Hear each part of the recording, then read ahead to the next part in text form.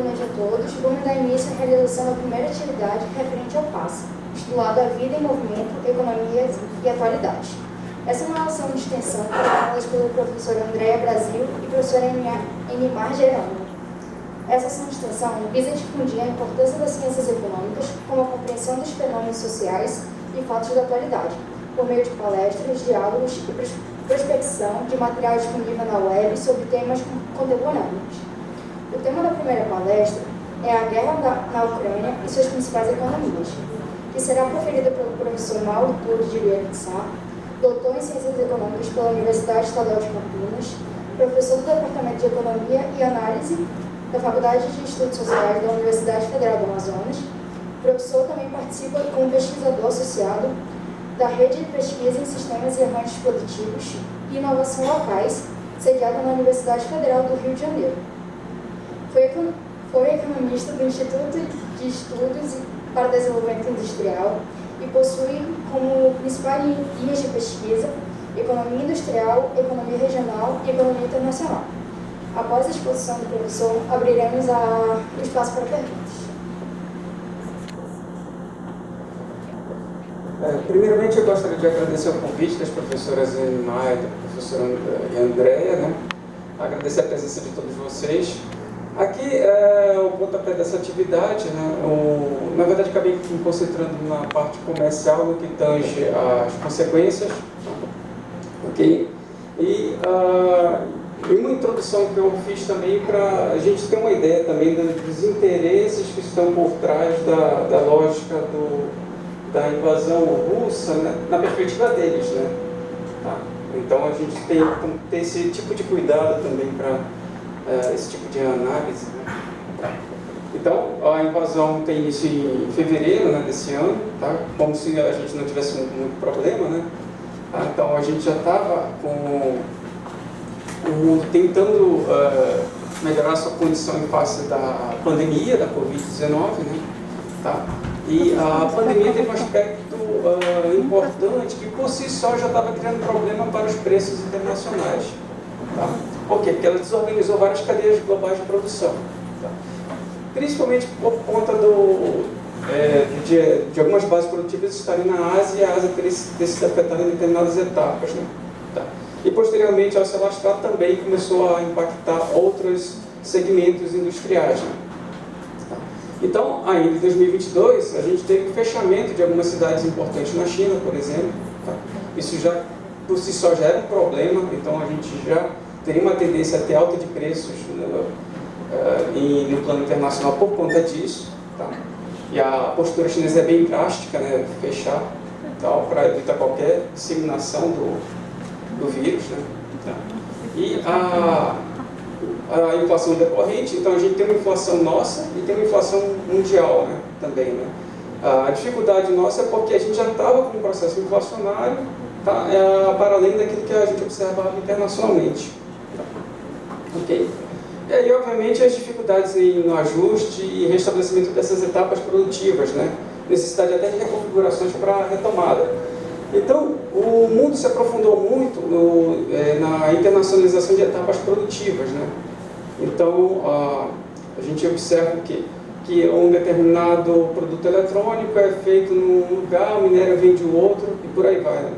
Até uma curiosidade, quando eu ainda estava trabalhando na Secretaria de Planejamento do Estado, antes de entrar na UFAM, eu fiz trabalho com a Sulframa sobre a produção que tinha em Presidente Figueiredo, que na época tinha produção de exportação de tântalo, né, o minério, né?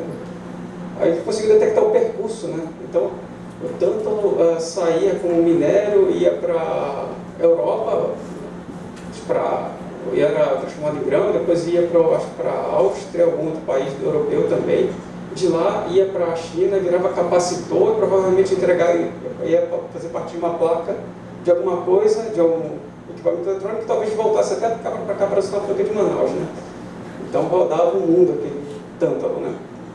Então isso dá uma ideia da magnitude dessas mudanças, né? Nas cadeias globais de valor. Né? Por exemplo, a indústria de semicondutores, processadores, né? A gente sempre pensa em Vale do Silício, né, nos Estados Unidos, mas Vale do Silício, muitos fabricantes viraram fabless. Eles fazem design, mas a A fundição é numa etapa lá fora na Ásia, outra etapa é feita em outro lugar, e por aí vai, né? Então tem um percurso de umas 6 etapas, digamos assim, né? Isso até está em rediscussão por conta justamente do que houve na pandemia, né? E algumas iniciativas dos próprios países antecedentes à pandemia, né? Tá? Então, digamos, algumas instituições acadêmicas mesmo dos Estados Unidos já estavam olhando para o impacto da manufatura distante do projeto. Tá? Tinha implicações isso também. Então, uma visão de que, de repente, tem que ter uma conexão e uma proximidade mais física entre a produção e design. Né? Okay.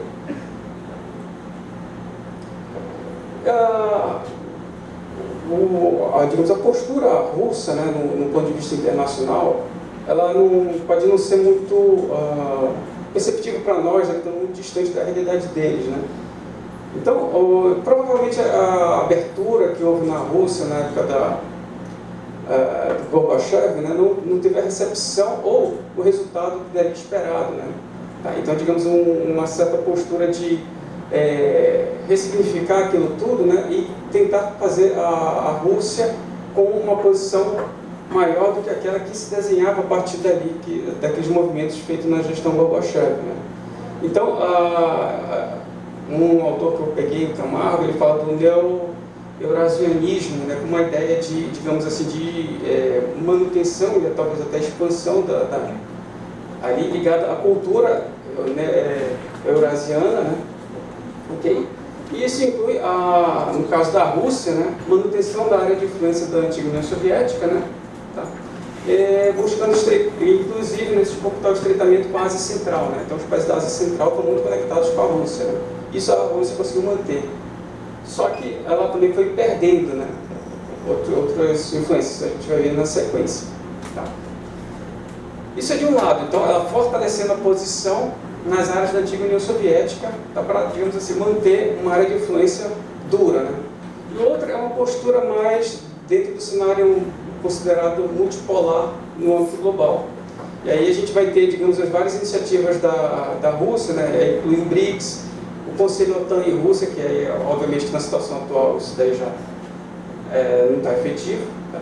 A comunidade dos Estados Independentes, né, que começou a perder também força por conta da postura dos membros de tentar sair. Né? Mas a comunidade dos Estados Independentes, de certa forma, era uma maneira da Rússia também manter sua influência. Okay?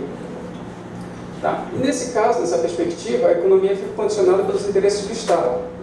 Então, o mercado não é um fim, tá? É um meio para o Estado ter uma postura de expansão e de soberania. Tá? Então, restabelecer uma estrutura econômica interna forte e livre da dependência externa, fortalecendo a indústria nacional e melhorando a competitividade, centralizando a governança e a estrutura governamental, pondo o Estado como controle dos setores estratégicos e aproveitar os largos lucros do preço do petróleo para diversificar a produção. Então, na verdade, o uso dos recursos naturais para tentar ampliar a base produtiva, tá? E sem perder a capacidade de decisão. Tá?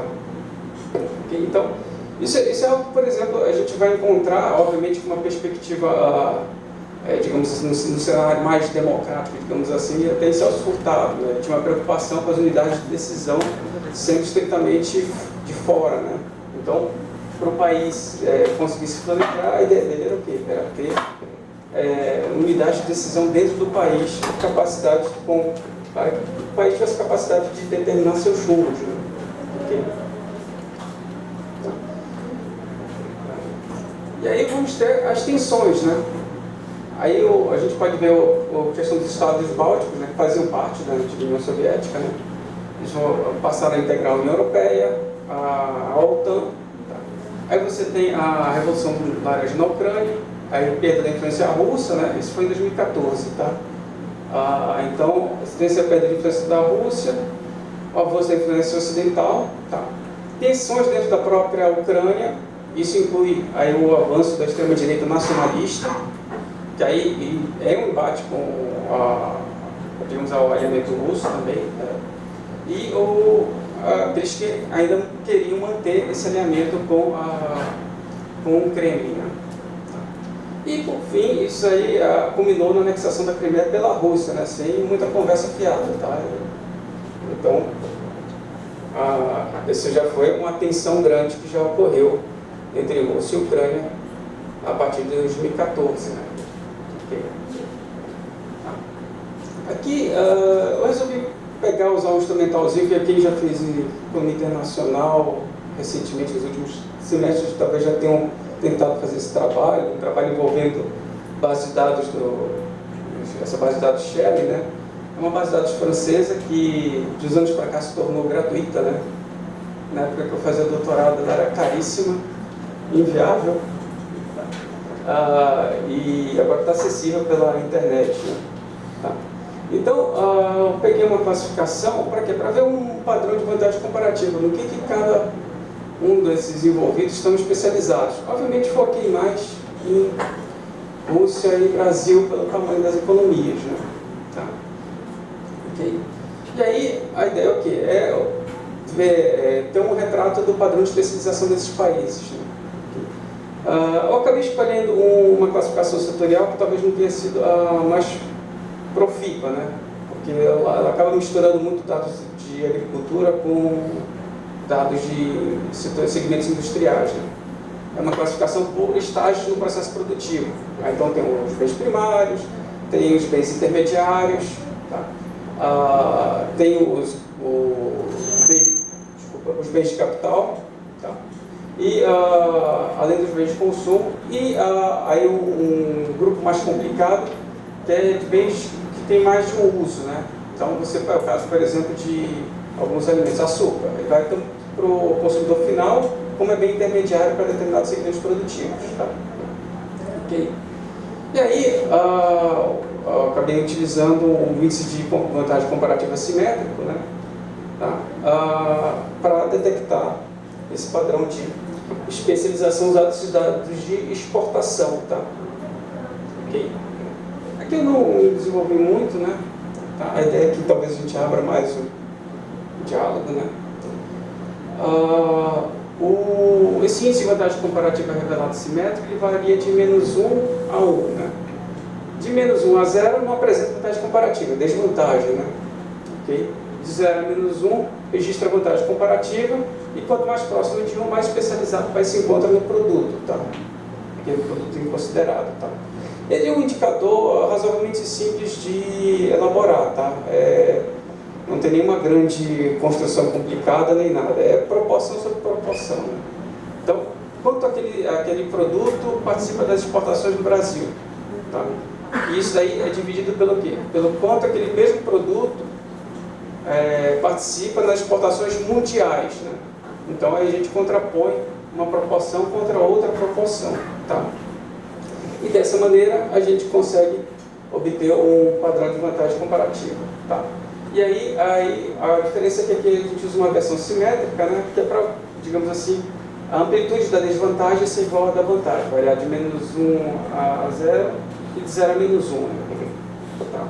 O não simétrico ele tem uma espécie de desconforto, porque varia de 0 a 1 quando não tem vantagem, e de 1 até onde der para quando tem vantagem comparativa, né? Aí, reestruturando os dados, dá para fazer isso e fazer essa variação. Ok? Tá.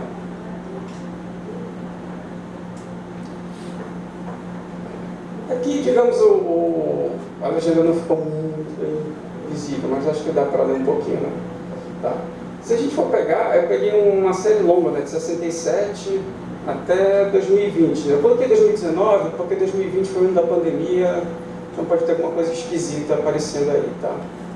Então, se a gente for ver, Brasil, por exemplo, e Rússia sempre vão aparecer com vantagem comparativa naquele estágio 1, que é chamado bens primários, né? Tá? Então vai aparecer em todos esses anos aí, 67, 80, 2000. Fui tentar um intervalo de mais ou menos 20 anos, né? E o 67 que é o primeiro ano da série, tá? Aqui não tem mais antigo, né? Ok? Então a gente vê que tanto o Brasil quanto a Rússia tem esse aspecto, esse caráter, né? Tá. estágio ali no ST5 são os bens de uso misto. Tá? Ali vai incluir o quê? Alguns produtos agrícolas, por exemplo, né, que tem uso em duas, digamos, em duas frentes, né? Pode ser um bem de consumo, pode ser simultaneamente também bem intermediário. Né? Tá? Tem outros produtos industriais também nesse bolo, né? Mas no caso do Brasil e da Rússia, geralmente são associados a produtos mais ligados à agropecuária, de alguma forma tem esse caráter. Né? O trigo também.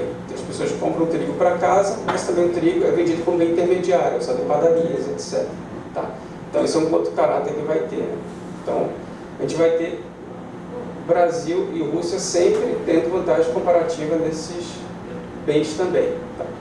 Vai haver uma diferença quando a gente chega ali nos bens manufaturados básicos. Né? Essa é a denominação dessa base de dados, né, traduzindo literalmente, mas provavelmente eles costumam aparecer aqui no Brasil como semi-manufaturados. Tá? Okay? Aqui tem um processamento bem básico. Tá? E aqui geralmente tem as ligas metálicas, esses tipos de itens. Tá? E, digamos, sai da mineração e tem um processamento básico e é negociado, exportado. Né?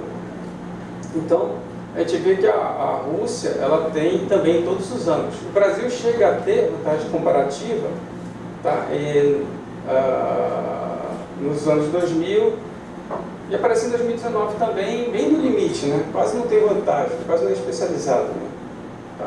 Se a gente for arredondar para uma casa decimal, a participação é igual ao produto do mundial, né? no mundo. Né? Okay? E o que a gente nota também, por exemplo, a gente vai para bens de consumo ali na ponta, né? Tá? A gente vê, por exemplo, que se a gente pegar 80, dá para considerar até 2000, mas tanto o Brasil quanto a Rússia estavam mais, principalmente no ano 1980, se a gente for pegar aqui, tá? A gente vê que o Brasil apresenta um índice de vantagem comparativa de menos 0,14, né? A Rússia menos 0,07. Então, dá a impressão que o processo de industrialização ainda fazendo efeito nesses países. Né? Tá? Então, rumando para ter vantagem comparativa, mas isso é modificado. Né? Tá? A gente pode ter uma leitura desse tipo. Né?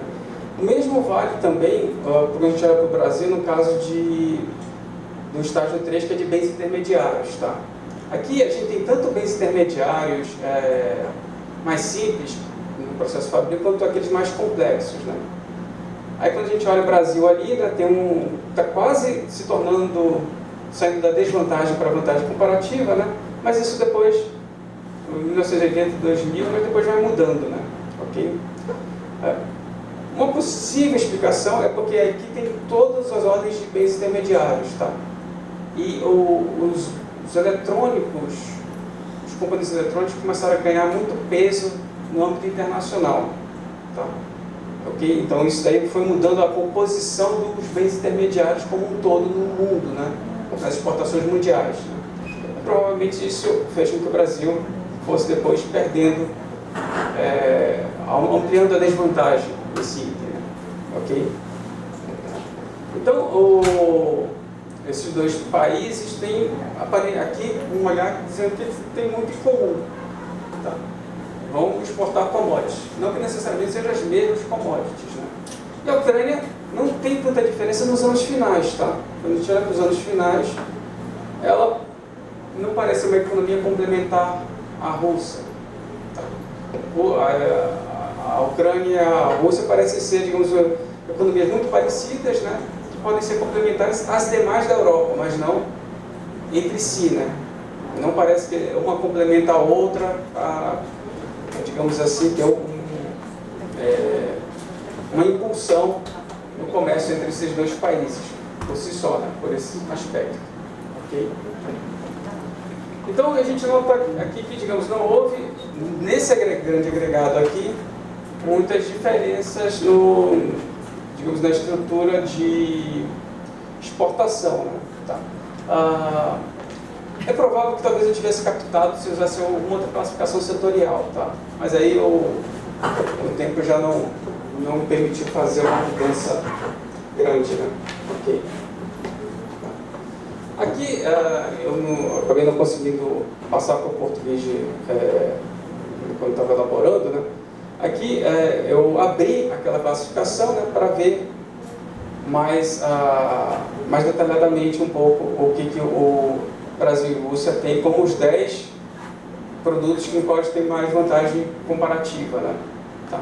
Quando a gente olha para a Rússia, ali é carvão, coque de carvão, tá? Óleo cru, que é também ligado a petróleo, tá? Os fertilizantes, que é o que é mais falado aqui no Brasil por conta do conflito, né? Preocupação maior, né? Produtos de petróleo refinado, né?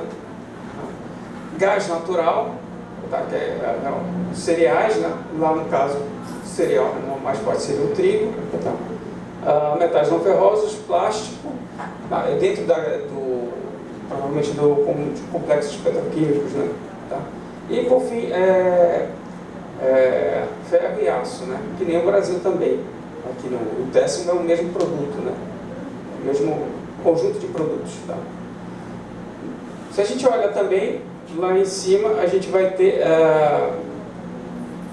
o ferro também, tá? Produtos agrícolas comestíveis, né? Para alimentação, né? Açúcar, tá? Alimento animal, cereais, né? Aqui a gente vê que o Brasil tem mais uma produção casada com produtos da agropecuária, tá? A Rússia é muito ligada ao setor de petróleo, tá? A exploração de gás, né? Então, muito mais do setor primário extrativo, né? Ligado à extração mineral e à indústria de transformação ligada a esse segmento. O Brasil, agropecuária e a indústria de transformação ligada à agropecuária. Então, muitos dos alimentos não são da agricultura, são da indústria de transformação, já tem um processamento, etc. Tá? Ok? A gente tem os produtos agrícolas não comestíveis, né, para outros, ou seja, produtos agrícolas para outros fins, né? Papel, que é uma diferença aqui por causa também da produção de plantio de eucalipto. Tá? Então, a gente tem essa diferença, alguma diferença em relação à Rússia, tá? Ok? E que vai ter, digamos, algumas implicações digamos assim, no comércio entre os dois países, inclusive, tá? Okay? Aqui, por opção, eu acabei não fazendo para a Ucrânia, que é um país de menor dimensão, tá? Aí eu foquei nesses dois para a gente ver. Então, quando a gente observa aqui, a guerra e as sanções, a Rússia vai trazer problemas justamente para itens que são commodities e precificados internacionalmente, né?